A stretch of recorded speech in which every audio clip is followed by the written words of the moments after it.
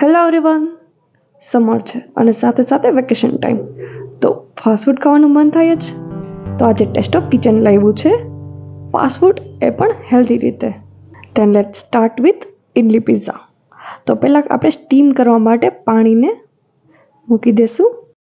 અહીંયા મેં ઇડલીનું batter ready કરી રાખ્યું છે અને એ કેવી રીતે પરફેક્ટ માપ સાથે બને એની લિંક ડિસ્ક્રિપ્શન બોક્સ પર આપી દઈશ. તો પહેલાં ઇડલીના બેટરમાં મેં મીઠું અને સોડા નાખી દીધા છે અને ત્યારબાદ એને સરસ રીતે હલાવી લીધું છે. ત્યારબાદ મેં ઇડલીનું બેટર જેમાં ફિલ કરવું છે એને મેં ઓઇલથી ગ્રીસ કરી લીધું છે અને એમાં ઇડલીનું બેટર એડ કરી દીધું છે. આવી રીતે ઇક્વલ રીતે સેટ કરી દેવાનું છે.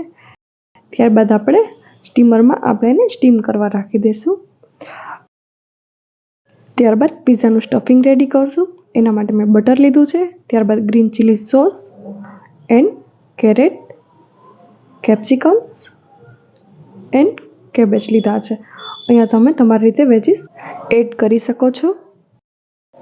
ત્યારબાદ આપણે સોલ્ટ એડ કરીશું, ઓરેગાનો એન્ડ ચીલી ફ્લેક્સ, અને સરસ રીતે મિક્સ કરી લેવાનું છે. તો રેડી છે આપણું સ્ટફિંગ. આપણી ઇડલીનું બેટર રેડી થઈ ગયું છે. આપણે આવી રીતે એને ચેક કરી લેવાનું છે અને આવી રીતે આપણે કાઢી લેશું. તો એની ઉપર આપણે પિઝા સોસ લગાવશું. વિડીયોને લાસ્ટ સુધી જોજો.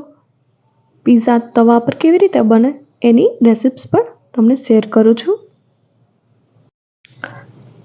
અને ત્યારબાદ આપણે આપણું સ્ટફિંગ એડ કરીશું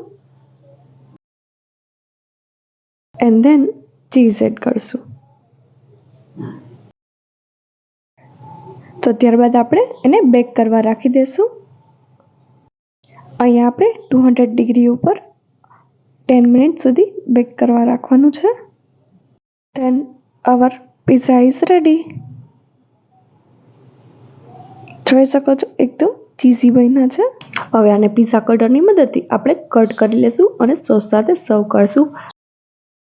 હવે ત્યારબાદ આ સેમ પ્રોસેસ આપણે તવા ઉપર કરશું. એના માટે મેં તવાને ઓઇલથી ગ્રીસ કરી લીધું છે અને ઇડલીનું બેટર રાખી અને પિઝા સોસ એડ કરી સ્ટફિંગ એડ કર્યો છે અને ત્યારબાદ ચીઝ એડ કર્યો છે અને આને મીડિયમ ફ્લેમ પર રાખી અને બેક કરી લીધું છે.